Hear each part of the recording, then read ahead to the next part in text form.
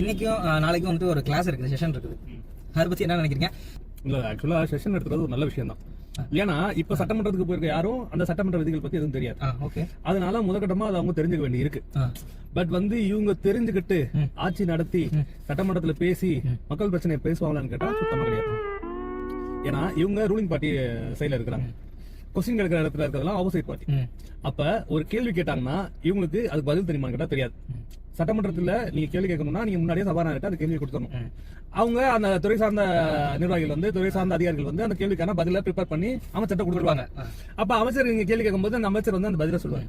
சரி, இதெல்லாம் முடிஞ்சு இது கேள்வி கேட்டு முடிச்சதுக்கு அப்புறம் அமைச்சர் பதில் சொன்னதுக்கு அப்புறம்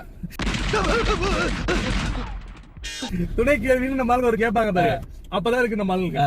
அப்ப அவங்களோட பதில் தெரியாது. அவங்களுக்கு தெரியும், பதில் தெரியும். மினிஸ்டர் தெரியுமா, அவர் போயிட்டு பாத்துட்டு சொன்னார் பாத்தீங்களா, மக்களை பாத்துட்டு சுறா படம் பாத்தீங்களா, அந்த மாதிரி சொல்லுவாங்க. நம்ம அண்ணன் உதயநிதி நாளைக்கு ஒரு கேள்வி கேட்க போறாரு, அதுக்கு எந்திரிச்சு பதில் சொல்ல போறாங்க. அப்படியே இல்லனாலும் நம்மால ரெண்டாவது மீன் வளர்த்துருவா பேசுற கட்சித்தீவை பத்தி கேட்டு சொன்னாரு. நோ கமெண்ட்ஸ், நோ கமெண்ட்ஸ், ஆபி நோ கமெண்ட்ஸ். கேள்வி கேட்கறது சீனாத்துக்கிட்ட பக்கத்துல ஒரு அமைச்சர் வேகமா விட்டு நோ கமெண்ட்ஸ் அப்படின்னு. அதுதான் இப்ப பிரச்சனை. நீங்க அன்னைக்கு இந்த சட்டமன்றத்துல கேட்டதுக்கு நாங்க வெளிநடப்பு பண்ணிட்டாங்க, அதிமுக வெளில போயிட்டாங்க, எங்களால நாங்க இருந்திருந்தா நாங்க பதில் சொல்லிருப்போம் அப்படின்னு அடுத்து தள்ளி இருப்பீங்க. அதான் இப்ப பாரு 18ஆம் தேதி உள்ளதா இருக்க போறோம், நீங்க என்னதான் இருக்கிறீங்கன்னு பாக்கதான் போறோம். இல்ல ப்ரோ எல்லாத்தையும் கேட்டுட்டு நைட்டு வீட்டுக்கு போயிட்டு தூக்கம் வராம ட்விட்டர்ல பக்கமா அறிக்கை விட போறாரு. இல்ல ரியல் தக் லைஃப் இனிமேதான் இருக்கு. நீங்க அசம்பிளில கேட்டதுக்கு நீங்க வீட்டுல போய் பதில் சொல்ல முடியாது. ஏன்னா அப்ப நாங்க வெளிநடப்பு பண்ணிட்டோம், நீங்க சரின்னு சொல்லலாம்.